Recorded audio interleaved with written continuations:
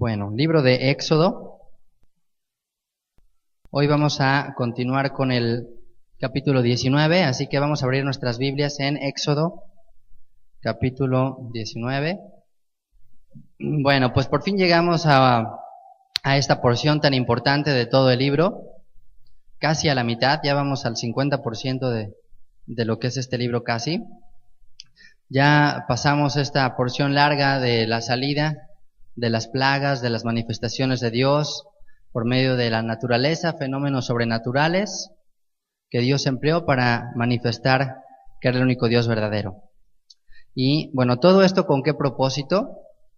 Habíamos ya comentado en alguna ocasión en el libro de Génesis que para formar una nación, para formar un pueblo, para formar pues sí, un reino, digamos que se requerían de 3 elementos.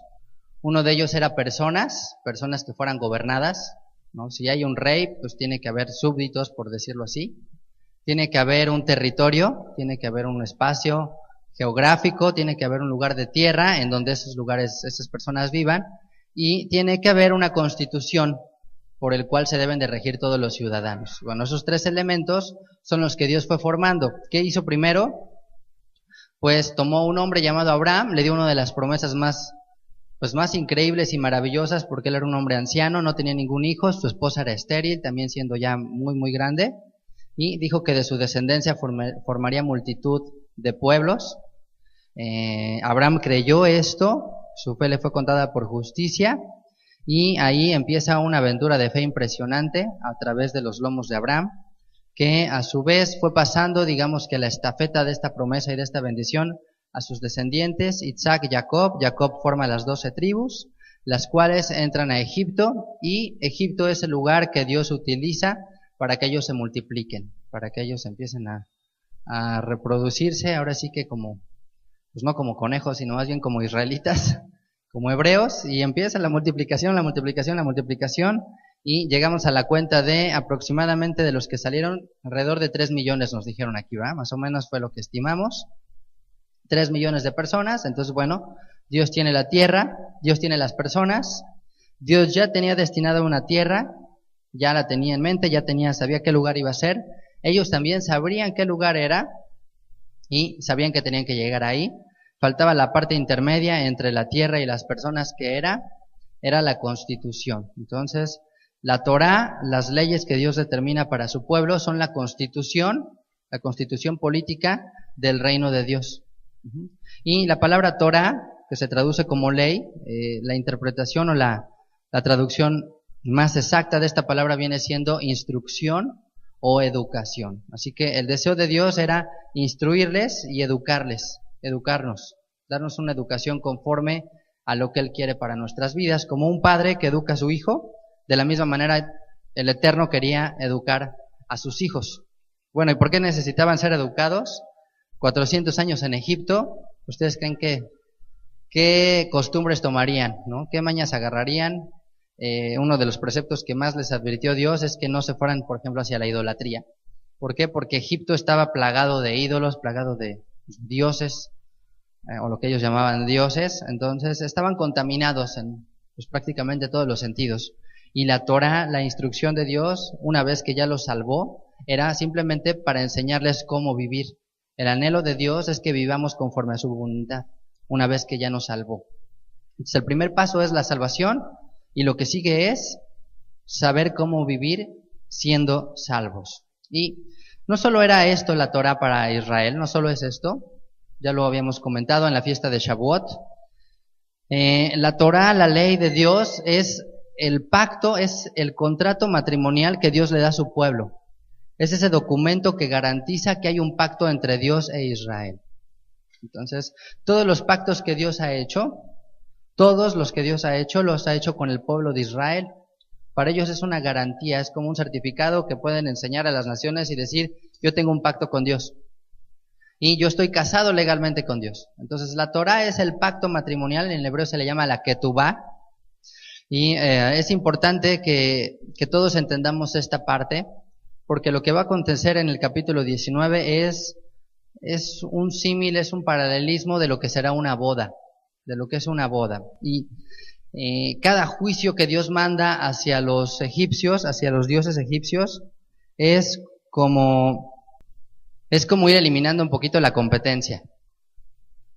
Es como decir a todos los que estaban alrededor de Israel, ¿sabes qué? Pues yo soy el que te convengo, ¿no? Tú pensabas que esos eran dioses, que esos te iban a servir, que esos te iban a proveer, que esos te iban a dar. ¿Sabes qué? Pues ninguno de ellos es lo suficientemente bueno como yo.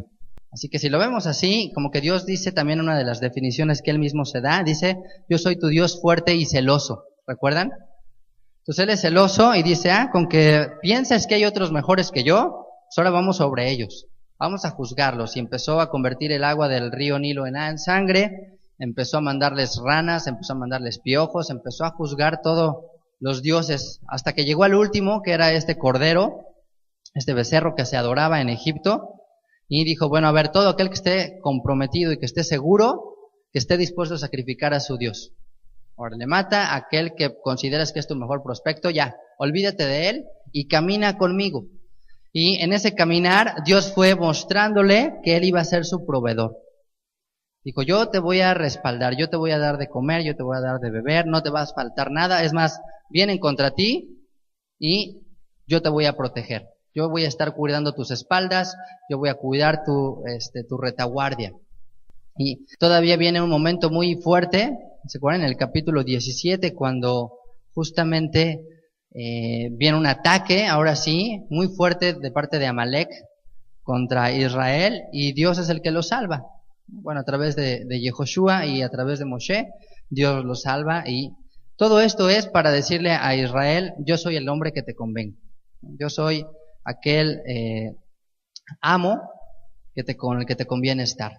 Entonces, bueno, todo esto lo hace Dios para enamorarnos, para cautivarnos, para que estemos completamente seguros que fuera de Él no existe nada ni nadie, que no podemos coquetear con alguien más porque Él es celoso, y que además de ser celoso, pues sería vano, sería rebajarnos, sería ahora sí que pues irnos a algo peor siempre. Entonces viene el capítulo 19 en el que por fin llegan al monte Sinaí. Acompáñenme.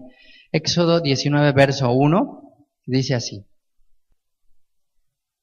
Dice, en el mes tercero de la salida de los hijos de Israel de la tierra de Egipto, en el mismo día llegaron al desierto de Sinaí. Entonces, bueno, es muy conocido este pasaje, este momento.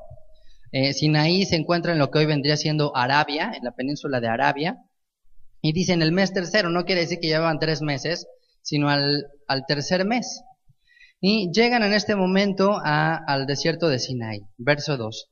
Habían salido de Refidim y llegaron al desierto de Sinaí y acamparon en el desierto, y acampó allí Israel delante del monte. Y bueno, la expresión cuando dice salieron de Refidim, Refidim fue aquel lugar en donde empezaron a murmurar, ¿recuerdan? El lugar donde se empezaron a quejar, donde empezaron a decir, ay, nos trajiste aquí para matarnos de hambre a nosotros, a nuestros hijos, a nuestros ganados, a mi abuelita, a mi tía, a todos nos quieres matar, Dios. Y empezaron a murmurar y además empezaron a altercar con Moshe. ¿Se acuerdan? Vimos ahí la palabra, es que hasta ya lo estaban demandando. O sea, ya le empezaron a hablar así muy fuerte a Moisés. Moisés dijo, ¿qué voy a hacer? ¿Me van a apedrear estos el día de mañana? O sea, ya está poniéndose la cosa muy complicada. Y bueno, Dios en su misericordia, la manera de reaccionar de Dios es darles agua, ¿no? Golpea la roca, que representa a Yeshua, y les da agua de beber.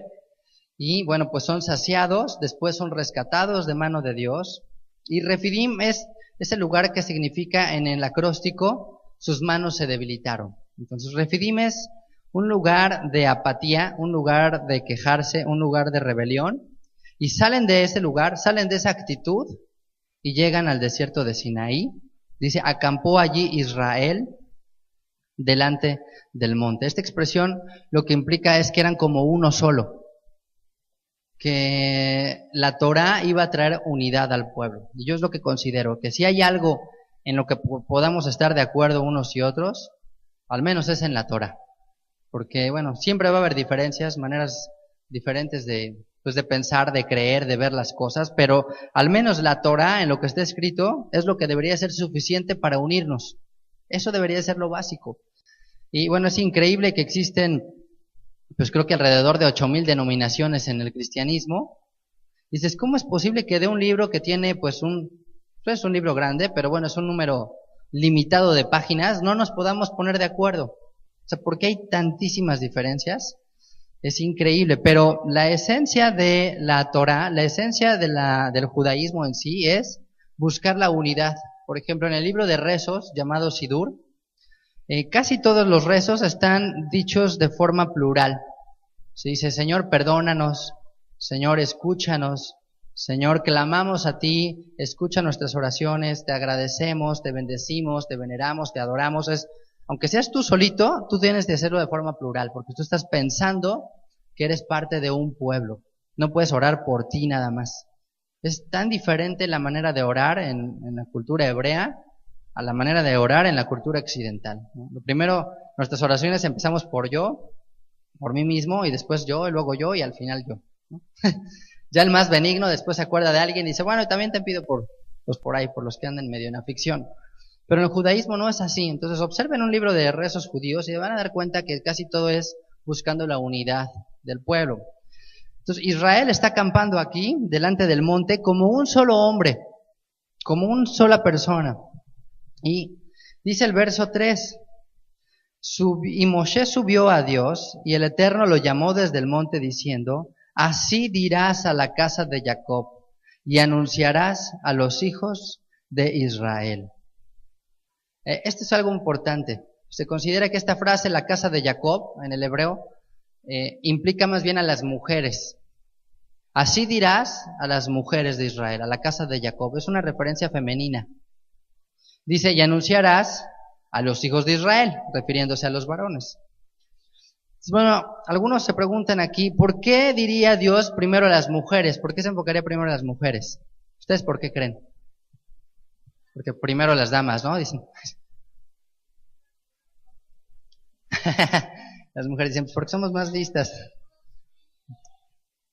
Hay un comentarista que dice, bueno, dice, es que pues primero se le dio el mandamiento a Adán y ¿qué pasó? ¿No? No funcionaron muy bien las cosas. Dijo, bueno, ahora vamos a dárselo en esta ocasión a las mujeres, a ver si se escuchan mejor y nos funciona mejor, ¿no? Eso comentan algunos. Otros dicen que, bueno, la mujer es como el catalizador espiritual del hogar. Y la esencia de la Torah es que los mandamientos se guardan primordialmente dentro de casa. O sea, se guardan dentro de una comunidad, y una comunidad es como una gran familia. Entonces la mujer es como ese catalizador espiritual, es aquel que provee el ambiente espiritual de una casa. Si la mujer está estresada, histérica y gritona, así se va a sentir el ambiente en el hogar. Cuando la mujer está más tranquila, está apacible, se siente también eso en el hogar. O sea, la mujer es la que da como que la frecuencia espiritual dentro del hogar. Entonces Dios dijo, bueno, ¿sabes qué? Vamos a dárselo a la mujer, porque ella es la que lleva esa armonía, ese shalom en la casa, ese sentido espiritual, esa frecuencia espiritual, lo trae la mujer. Vamos a darle la Torah, que escuche primero la mujer. Y dice, y anunciarás a los hijos, o sea, a los varones, y va a ser un poco más estrictos. Con los hombres, ellos sí se tienen que meter al detalle. Ellos sí tienen que profundizar, ellos tienen que conocer más cómo se guarda, cómo se hace, cómo se interpreta, cómo se vive, cómo se aplica. A ellos sí un poco más severos. Con las mujeres, que ellos escuchan y entiendan. Y otra razón importante de por qué Dios se refiere primero a las mujeres es porque ellas son de mayor influencia. Ellas tienen mucho mayor influencia en los hijos. Por lo general ellas son las que pasan más tiempo en casa y más tiempo con los hijos, y por lo tanto ellas son las que iban a poner como que la piedra angular, el fundamento de lo que serían las familias de Israel. Bueno, tenemos varios casos. El caso de Moshe es yo creo que el caso más claro de la influencia que tiene una madre, que tiene una mujer en el ámbito espiritual sobre un hijo. Moisés siempre supo que era hebreo. O sea, él siempre supo en su interior a qué pueblo pertenecía. Él sabía que no era egipcio. Por eso dice en la carta a los hebreos que él renunció a ser llamado hija de la hija de Faraón, porque sabía que ese no era su pueblo. Entonces la mujer tiene esta influencia poderosa y pues Dios dice, bueno, démosela a las mujeres. También se considera que por eso primero es el bat mitzvah. El bat mitzvah es este momento o esta ceremonia en la que se considera que la Pues que las jóvenes, las mujeres, pasan a ser responsables de lo que hacen, de sus mandamientos, de los mandamientos que les corresponden. Entonces, en el caso de la mujer, el bat mitzvah es a los 12, en el caso de los hombres, que se llama bar mitzvah, es a los 13. Entonces, la mujer es mayor que el varón en ese aspecto, maduro más rápido por lo general también, ¿no? Tiene un poco más de madurez en muchas áreas. Entonces, es también por esa razón que se le da a la mujer. También Timoteo, por ejemplo, fue influenciado ¿por quién? Por su abuela, ¿se acuerdan? Por su abuela, por su madre. Ellas fueron las que le instruyeron en la Torá y pues se convirtió en un líder de las comunidades del primer siglo. Entonces dice aquí, así dirás a las mujeres de Jacob, sería la traducción más correcta, así dirás a las mujeres de Jacob, y anunciarás a los hijos de Israel. Ustedes vieron lo que hice a los egipcios, cómo los tomé sobre alas de águila y les he traído a mí. Fíjense, dice el Señor, yo los puse como el águila pone sus polluelos. El águila se considera que es uno de los pocos animales, si no es que el único, que no tiene ningún depredador, excepto el hombre. El hombre sí es el único que mata a las águilas. Prácticamente es de los animales que vuelan más alto, si no es que el que vuela más alto. Y lo que hace el águila, a diferencia del resto de los animales, de los restos de las aves, es que ella pone sus polluelos, sus aguiluchos, los pone sobre sus lomos.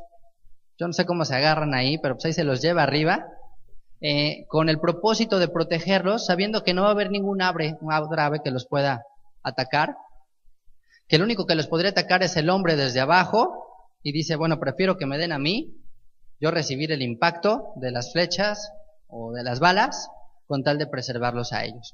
El resto de las aves pues lleva a sus polluelos, a sus hijos sobre las garras abajo y bueno, son susceptibles a que sean atacados. Pero Dios dice, yo los llevé de la misma manera. Yo preferí sufrir el oprobio, el daño, que con tal de protegerlos a ustedes.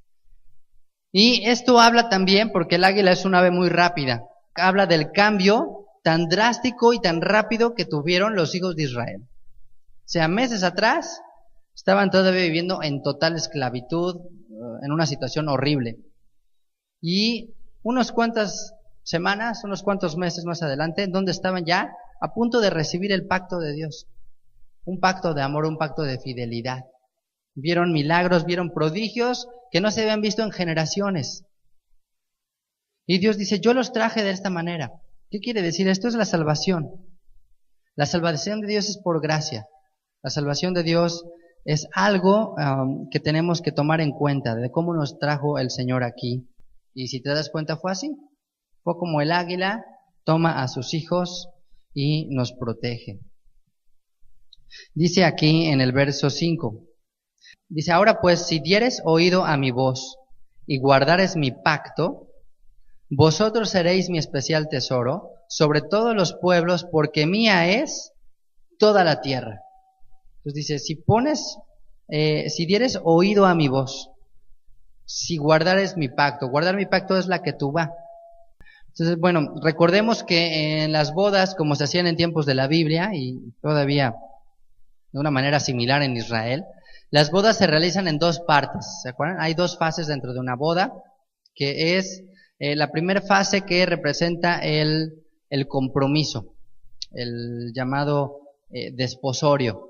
Este compromiso lo que implica es que el novio entregaba un contrato matrimonial formal a la boda, a la novia delante de testigos, en el cual precisamente él estaba obligado, estaba comprometido a realizar lo que él había escrito ahí.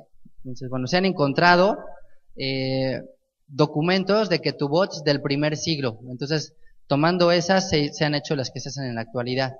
Y bueno, ahí en estos documentos, algunos de ustedes han visto o leído alguno, dice pues que el hombre se compromete delante de todos los testigos a proveer y alimentar y a darle todo, lo que está estipulado de acuerdo a las leyes de Dios para los varones, y que si no cumple esa parte de su contrato, pues entonces se compromete a darle quién sabe cuántas monedas de oro, ¿se acuerdan? Hay 28.230.000 millones de monedas de oro. Si él disuelve el matrimonio sin una causa justificada de acuerdo a la Torah. Entonces, bueno, la mujer leía eso y lo analizaba y decía, bueno, ¿sabes qué? Ahora le va, sí me conviene, y ya ponía su firma y listo. Ya a partir de ese momento se consideraban marido y mujer aunque no vivieran juntos.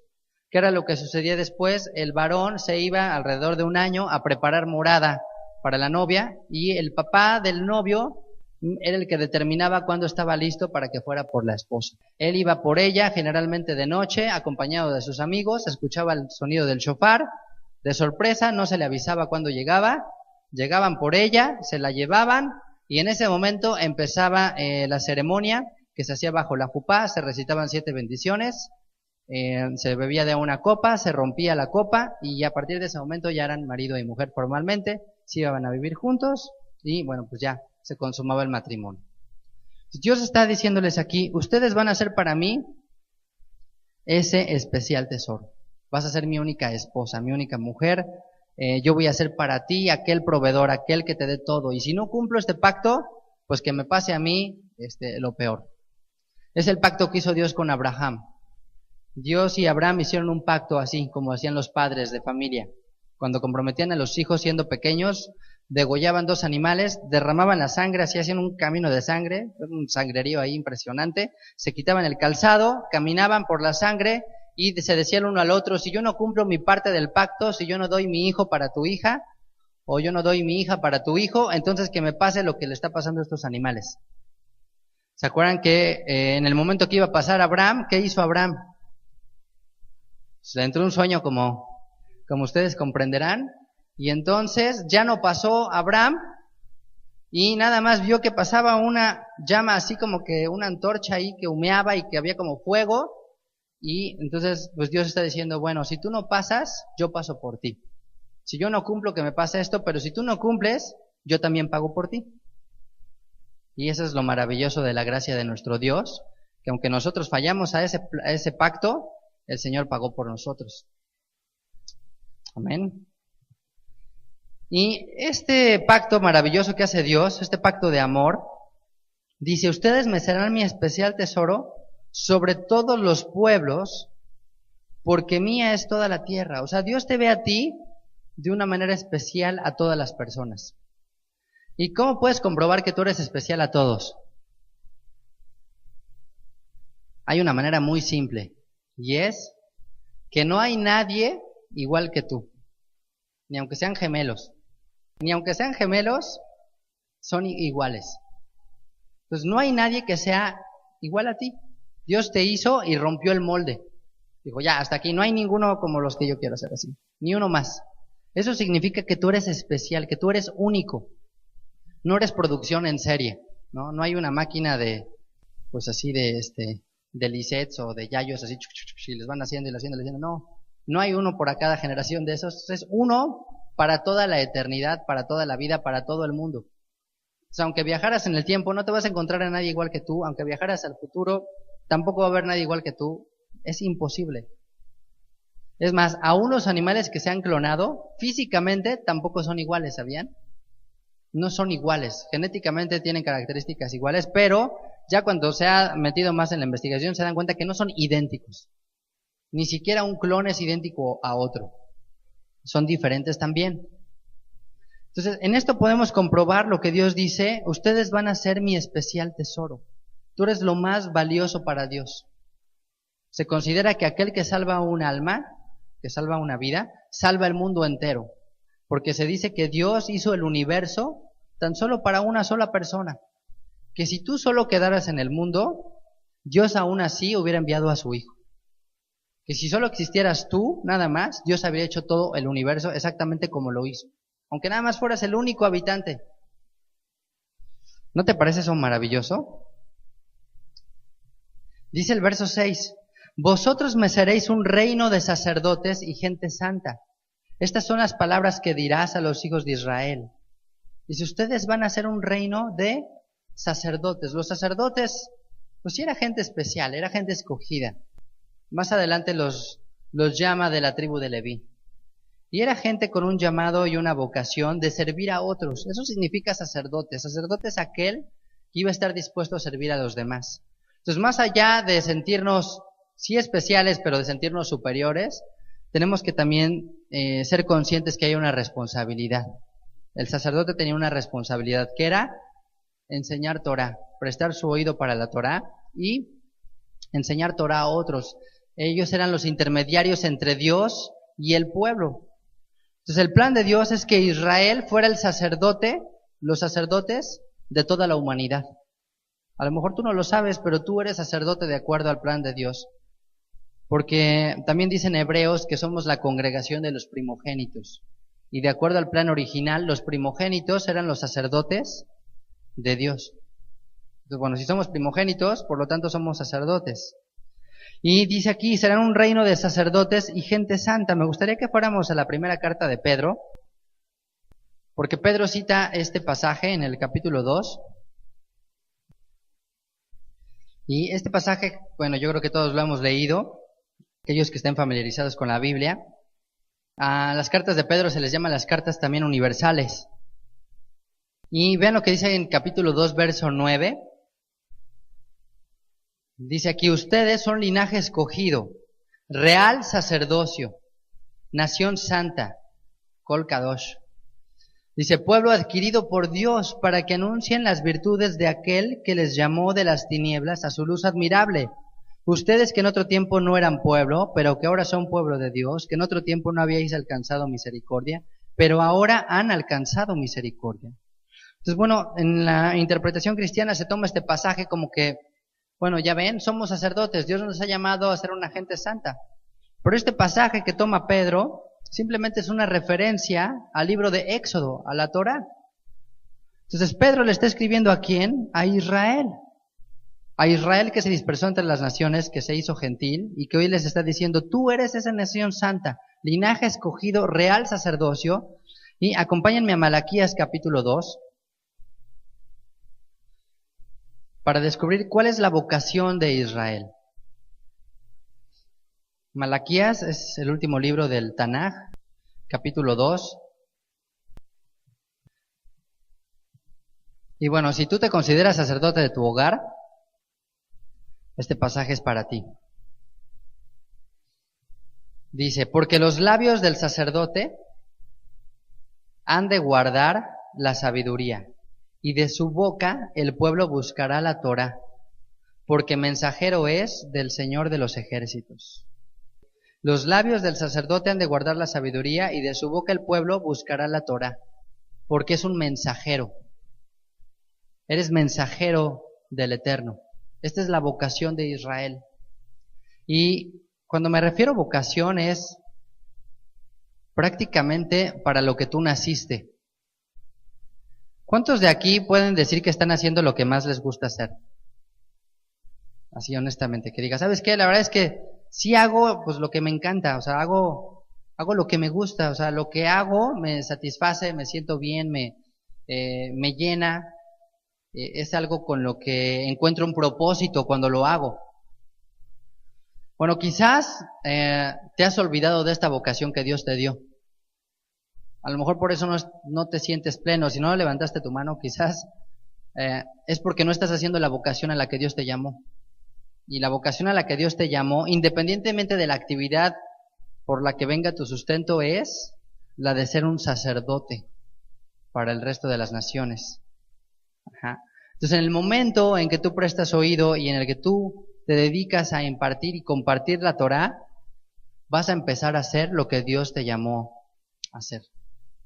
Al nivel que tú estés, en el conocimiento que estés, en la situación que tú estés, tú lo puedes hacer. Y esto es lo más importante, porque cuando pensamos, por ejemplo, en los judíos, a veces imaginamos a los hombres que están vestidos de negro, de barba, de sombrero, rezando, pero no quiere decir que esos sean todos los judíos. Esos son algunos que han sido llamados de manera particular a algo, pero el plan de Dios es que no hubiera tanta diferencia. Que cada uno de ellos, que cada uno de los miembros del pueblo de Israel, tomara esta vocación de manera personal y dijera, yo voy a enseñar Torah, yo voy a dedicar a enseñar Torah, al menos ¿a quién? Al menos a mi familia. De esa no te puedes escapar, de esa puedes decir, no, pues eso, para eso los llevo a la congre. Porque el día que estemos delante de Dios y le demos cuenta de nuestra familia, no vamos a decirle, bueno, pues es que el pastor no le enseñó, o los maestros que tenían no estaban bien preparados y no le enseñaron bien, ¿no? Es nuestra responsabilidad. Entonces dice Malaquías, el sacerdote debe prestar su oído para la sabiduría, debe de enseñar la Torah. Y esta es la vocación, me seréis un reino de sacerdotes y gente santa.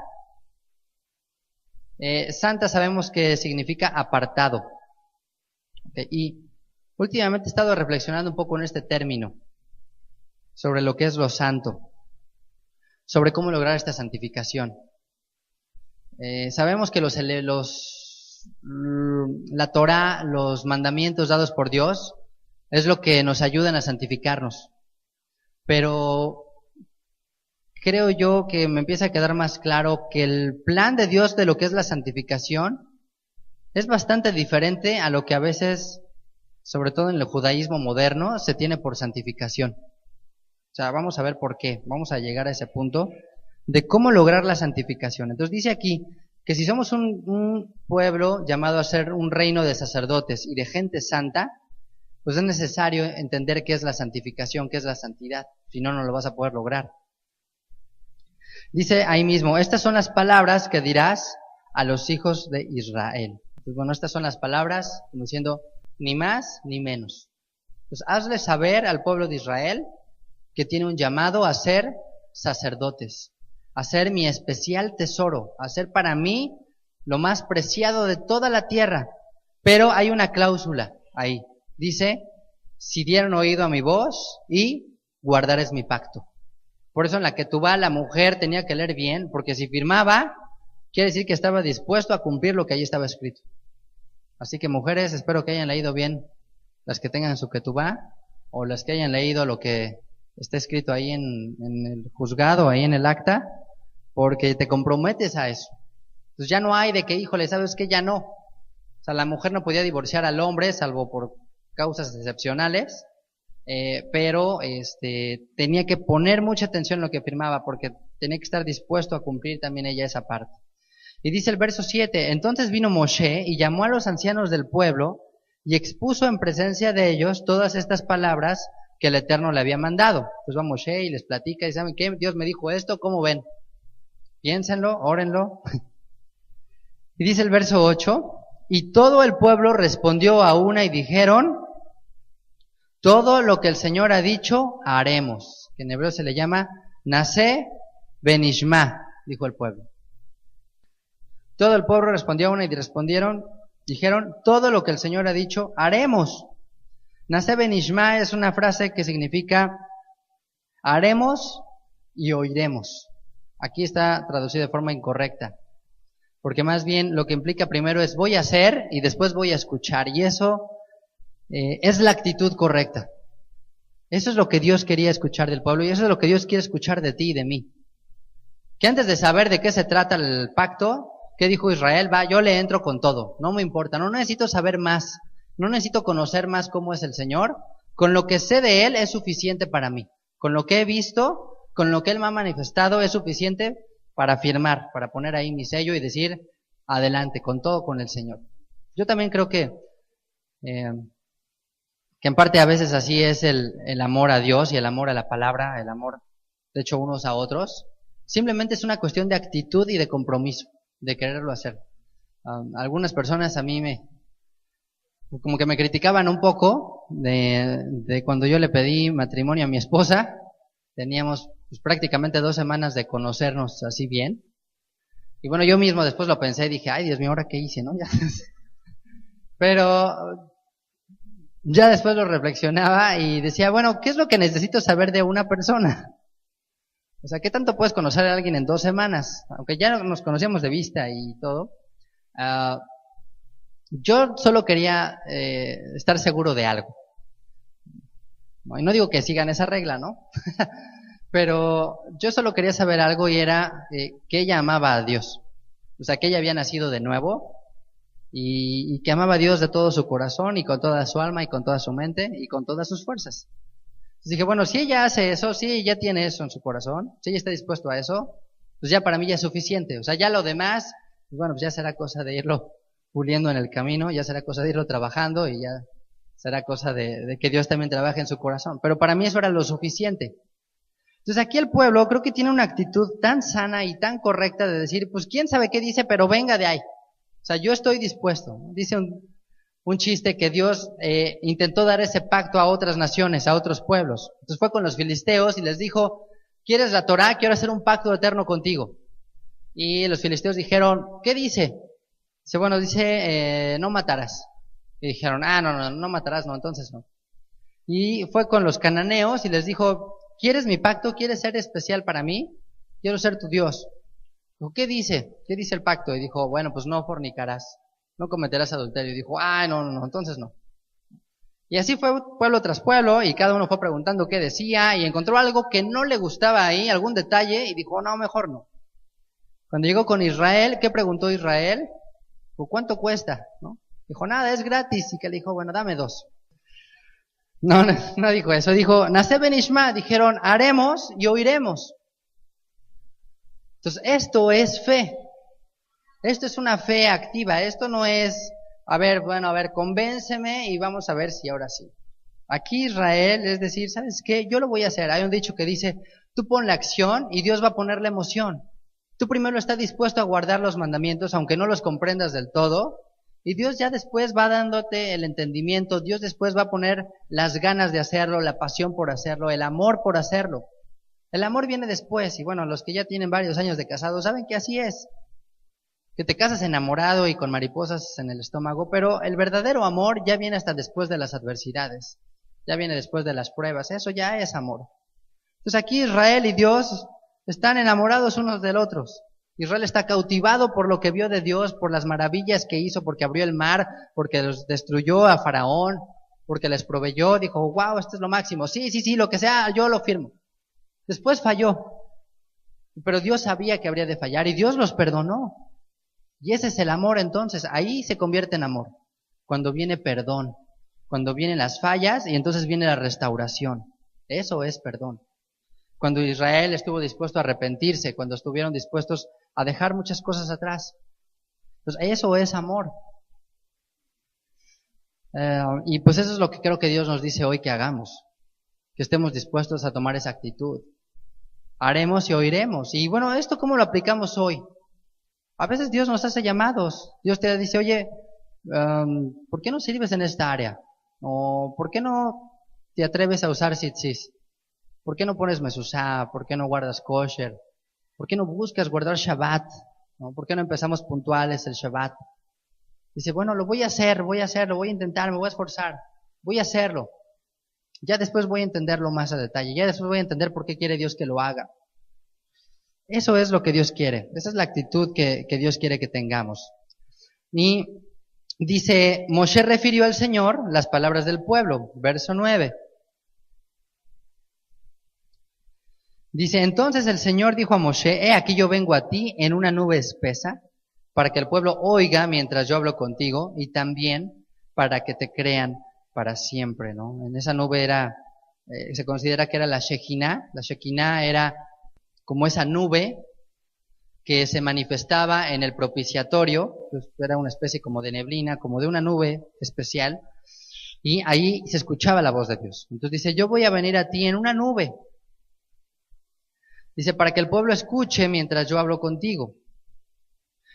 Dice, también para que te crean para siempre. Moshe refirió las palabras del pueblo al Eterno, y Moshe dijo, y dice, y el Eterno dijo a Moshe, ve al pueblo y santifícalos hoy y mañana, y laven sus vestidos. Es un compromiso con Dios lo que va a suceder aquí, es una cita con el Eterno, y se están preparando, dice, prepárense hoy, prepárense mañana, laven sus vestidos, por así que pónganse guapos, es una boda lo que va a suceder. Así debería ser también nuestra actitud ante la presencia de Dios.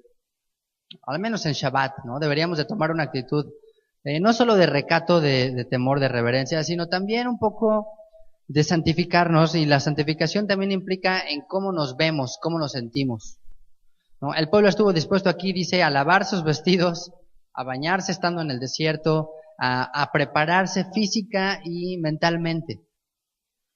Así deberíamos de venir nosotros con esa actitud a Shabbat.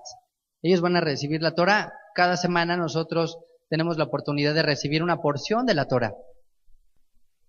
Pues bueno, es la actitud correcta, ¿no? Decir, ¿sabes qué? Prepárate porque estás ante un momento glorioso. ante un momento santo, vas a recibir la Torá.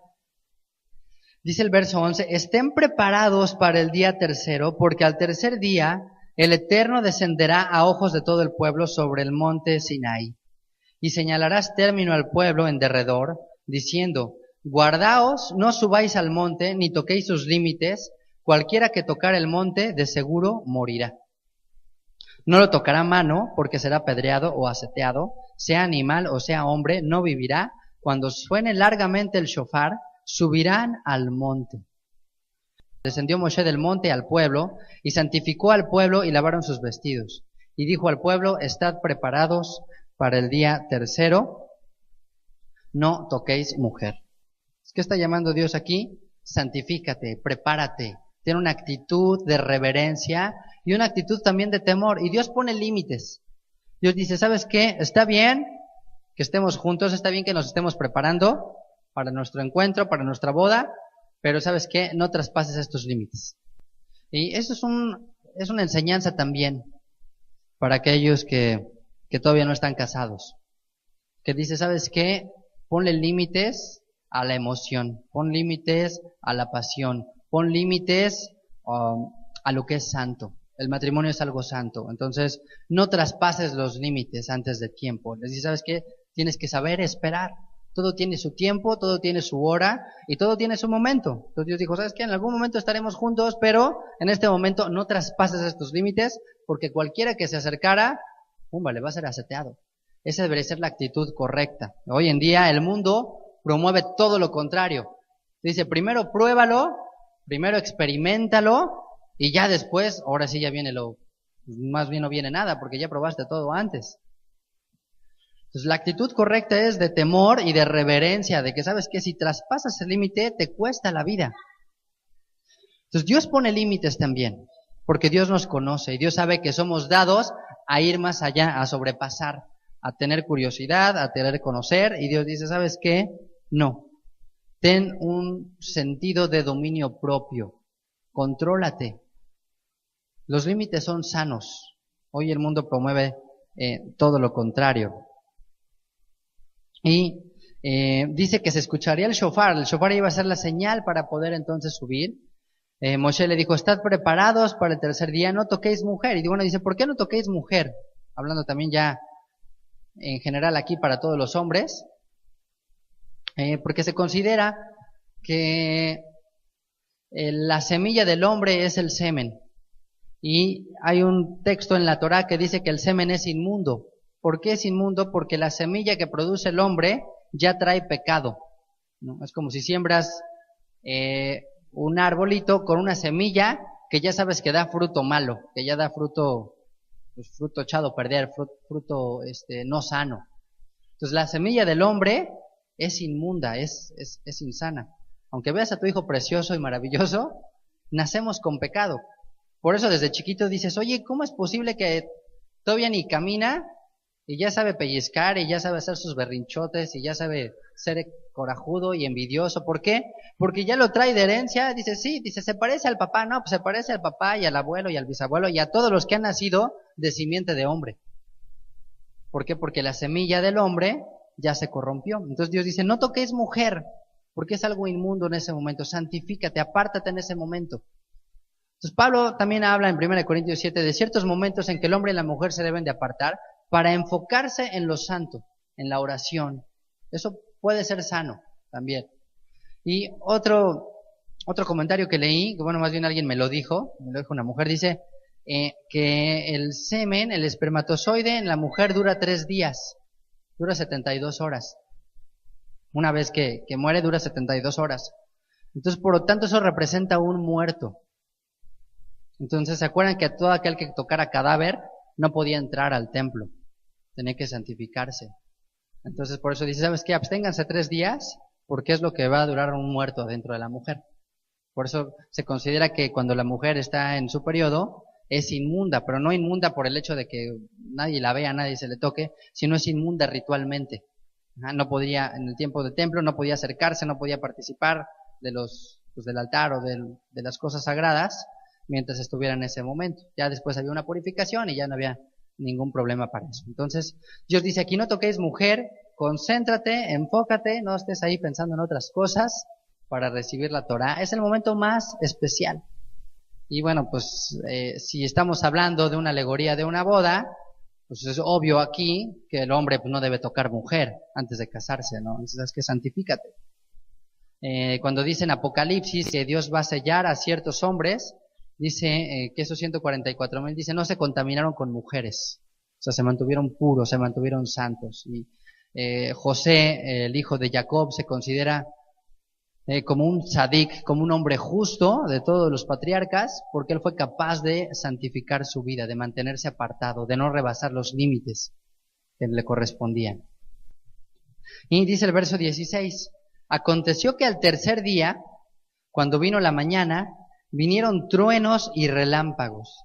Entonces están todos dormidos y de repente unos truenos así impresionantes, relámpagos, espesa nube sobre el monte y sonido de bocina muy fuerte. Se estremeció todo el pueblo que estaba en el campamento. Y Moshe sacó del campamento al pueblo para recibir a Dios y se detuvieron al pie del monte. Entonces Moshe, como aquel intermediario que lleva a la novia hacia el altar, hacia la jupá, toma al pueblo y los lleva al pie del monte. Que aquí la palabra pie, más bien en el hebreo, neder, significa debajo. ¿No? Y aquí la tradición rabínica es muy amplia, muy rica. Dice que pues que Dios levantó el monte Sinaí. Así dice, que es un milagro y que lo levantó, que todo reverdeció alrededor como si fuera un jardín hermoso y que levantó el monte Sinaí, refiriéndose a esto. Se detuvieron debajo del monte, dice, como si el monte Sinaí hubiese sido el palio nupcial, la jupá, y estaban dispuestos a entrar ahí. Dice, todo el monte Sinaí humeaba, porque el Señor había descendido sobre él en fuego, y el humo subía como el humo de un horno, y todo el monte se estremecía en gran manera. El sonido de la bocina iba aumentando en extremo. Moshe hablaba y Dios le respondía con voz tronante. Se escuchaba así. Pues en este momento el Señor empieza a dictar los mandamientos, ¿no? Es algo simultáneo, aquí lo vemos en el siguiente capítulo, pero es ese momento. También dice el Talmud que esta voz tronante, y se me hace increíble porque dice que era como lenguas de fuego que salían del monte así como chispas y que recorrían y que se posaban en el oído de cada judío, de cada hebreo que había ahí, y que le decían en su propio idioma el mandamiento que estaban dictándose. Y que cada hebreo decía, sí lo acepto, sí lo acepto, sí lo acepto, cada uno por sí. Es algo muy parecido a lo que sucede en Hechos capítulo 2. En Hechos capítulo 2 están reunidos en lo que le llaman aquí bueno, es el templo, ¿no? El lugar alto, el aposento alto, gracias. Y empezó igual, un estremecimiento, empezó un viento muy fuerte, todos empezaron así a voltear, ¿qué está pasando? Y se aparecieron como lenguas, gente de todas las naciones como las que vi aquí, y viene la confirmación del Espíritu de Dios para guardar los mandamientos. Es exactamente lo mismo que está pasando aquí. Es la misma descripción, nada más que hecha aquí en la Torá y en el Talmud. Y pues imagínense, esto es extraordinario, o sea, fuego, llamas estaban ahí, se veía el humo, la voz tronante de Dios, un acontecimiento extraordinario. Verso 20, descendió el Eterno sobre el monte Sinaí, sobre la cumbre del monte, y llamó el Eterno a Moshe a la cumbre del monte, y Moshe subió. Dice, el Eterno dijo a Moshe, desciende, ordena al pueblo que no traspase los límites para ver al Eterno, porque caerá multitud de ellos. Y también que se santifiquen los sacerdotes que se acercan al Señor, para que el Señor no haga en ellos estrago. Pues bueno, esto es importante también, porque bueno, viene la Torá, a las vidas vienen los mandamientos, pero la actitud es, santifícate, toma conciencia de que si no estás en la palabra, si no has entendido la salvación, la misma palabra va a hacer estragos para ti. Dice el verso 23, Moshe dijo al Señor, el pueblo no podrá subir al monte Sinaí, porque tú nos has mandado diciendo, señala límites al monte y santifícalo. El Eterno le dijo, ve, desciende y subirás tú y Aarón contigo, mas los sacerdotes y el pueblo no traspasen el límite para subir al Señor, no sea que haga en ellos estrago. Entonces Moshe descendió y se lo dijo al pueblo. Les digo, ¿saben qué? tengan paciencia, no suban todavía. Este es un momento muy especial. ¿Y por qué viene este momento tan fuerte? O sea, ¿por qué como que una boda así es medio, pues no es precisamente algo muy apacible, muy tranquilo, ¿no? O sea, fuego, llamas, y luego, ¿saben qué? No se pasen de aquí porque si no los voy a sepultar a todos. Esto es algo interesante porque también durante la ceremonia de una boda se hace la lectura de la Torah y es un momento como que es un poquito frío dentro de la ceremonia, por llamarlo así.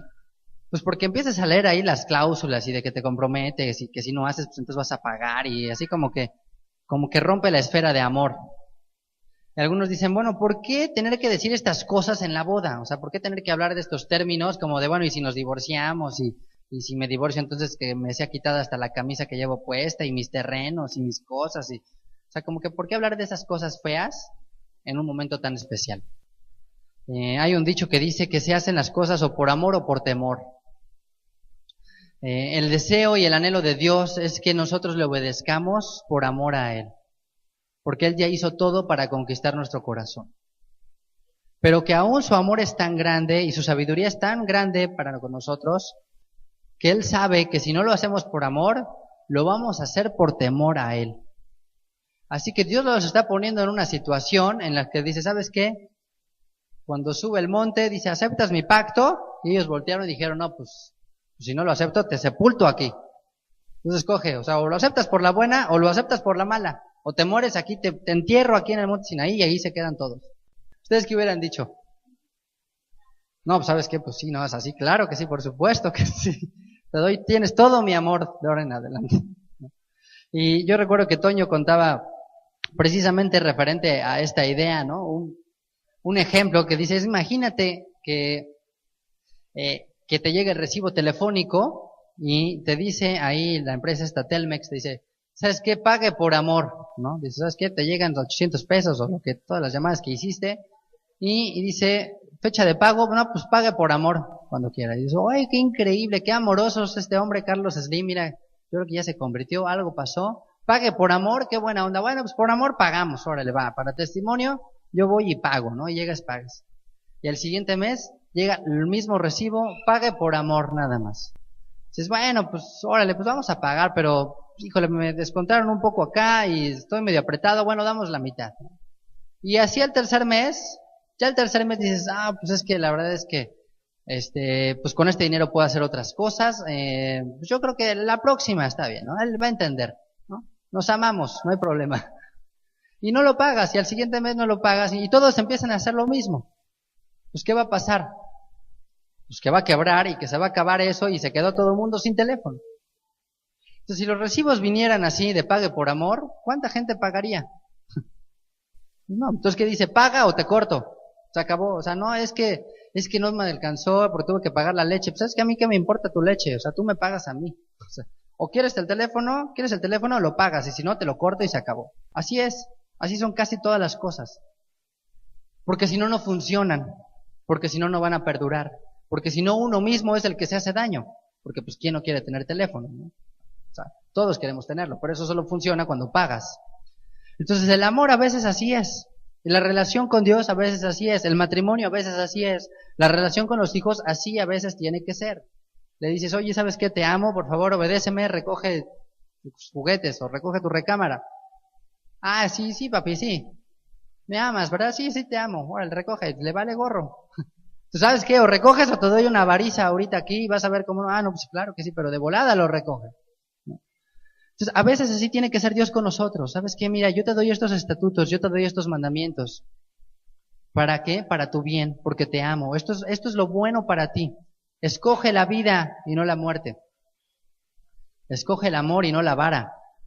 No. Sé sabio y entendido y escoge el buen camino. Entonces, cuando Dios les dice, ¿sabes qué? Te amo, firma este pacto conmigo porque te conviene. Pero si no lo firmas, aún así, pues entonces lo vas a tener que firmar porque si no te sepulto. Así tiene que ser Dios con nosotros. Así que la próxima vez que estés sufriendo la disciplina de Dios, o hijos, la próxima vez que estén recibiendo la disciplina de sus padres, no es más que una muestra más de amor. La disciplina y las correcciones solamente es el amor de Dios manifestado de otra manera por la sabiduría que viene de lo alto. En la misma carta a los Hebreos dice, al principio la sabiduría no parece apacible, no es agradable, a nadie nos gusta. Pero si no se hiciera, este mundo sería un caos, sería lo peor. Hay chavos que hoy en día viven en total rebeldía por la simple y sencilla razón que no se les disciplinó y no se les corrigió. Conozco un caso de una persona que se quiso suicidar y le preguntaron, ¿por qué? ¿Por qué? ¿Por qué hiciste eso? O sea, ¿qué te pasa? Dijo, pues es que me fui con mi novio, a 4 días me les desaparecí, no sabía ni dónde estaba, y cuando regresé me dijeron, oye, ¿dónde estuviste? Estuvimos preocupados por ti, ¿eh? Bueno, ya nos vamos a cenar. O sea, háganme el favor. Digo, o sea, me desaparecí y lo único que les importó fue de, ¿estás bien? Qué bueno, pues ya vámonos.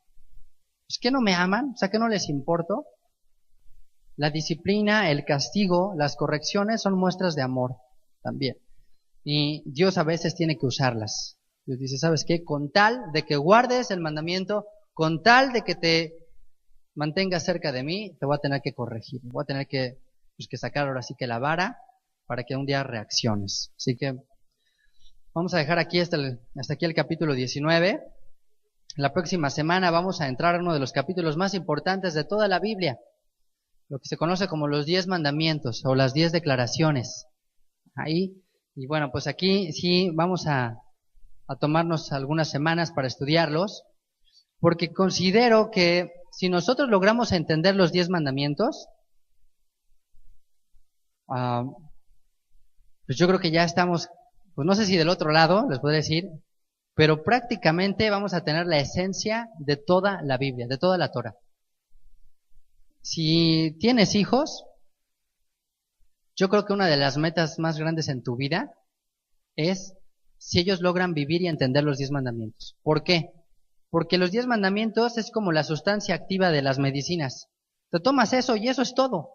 No necesitas tomarte, no sé, los 20,000 litros de algo. Con que te tomes la esencia, eso es suficiente. Eso es lo que le da el poder a toda la Escritura. Los 10 mandamientos es el resumen de los 613. ¿Han escuchado la ley del mínimo esfuerzo? La ley del mínimo esfuerzo dice que, bueno, pues que trates de hacer las cosas con el mínimo esfuerzo posible para obtener el mismo resultado. Y todos hacemos eso en la vida.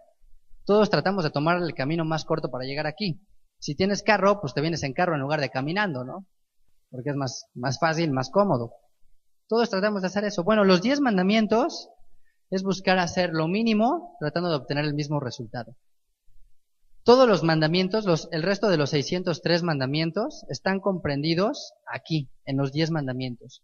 Entonces, si tú entiendes los 10 mandamientos, si nosotros logramos implantar en nuestro corazón y en el corazón de nuestros hijos los 10 mandamientos, van a tener la base de toda la Torah. Porque bueno, sabemos que el resumen de la ley es amar a Dios y amar a tu prójimo. Pero bueno, sí es muy general. Pero aquí los 10 mandamientos vamos a ver que sí son específicos y abarcan todas las áreas de tu vida. No importa en dónde vivas, no importa lo que hagas, no importa si eres hombre, mujer, niño, niña, joven, no importa tu situación, los 10 mandamientos van a aplicar para ti. Y yo digo, si yo le lograra enseñar estos 10 mandamientos a mis hijos, si ellos los lograran tener, wow, ya con eso, creo que tienen la base que va a ser inamovible para sus vidas. Ya, respetando estos 10 mandamientos, van a poder cumplir los demás. Los demás van a ser fáciles. Si guardas los 10 mandamientos, los otros 603 se te van a hacer sencillos. No vas a tener ningún problema con ellos. Ya no te la vas a complicar, que cuestionar, pues que si Dios es justo, que si no es justo, que si está bien, que si está mal, que cómo se hace. Simplemente vas a los 10 y dices, aquí tengo el resumen. Sabiendo estos 10, puedo entender todos los demás. ¿Qué les parece? ¿Estamos dispuestos a entender estos 10? ¿Les gustaría entender estos 10 mandamientos? Y con esos 10 decir, ¿sabes qué? Ya si me muero mañana, después de los 10 mandamientos, al menos ya puedo decir que entendí la esencia de la Torah. Porque ya todos los profetas simplemente es un mensaje de consecuencia de haber fallado a estos 10 y haber fallado a los demás. Pero en los 10 mandamientos entendemos todo, toda la Torah. ¿Ok? Así que vamos a orar y a pedirle a nuestro Dios que nos ayude a prepararnos para este momento tan especial, porque ya estos mandamientos en sí son la Torah, son la que tú va. Son las cláusulas del contrato matrimonial. Y se van a dar cuenta que los 10 mandamientos son lógicos todos. Todos tienen un carácter lógico. O sea, tampoco no va a ser algo así, una cosa de extraordinaria, imposible de realizar.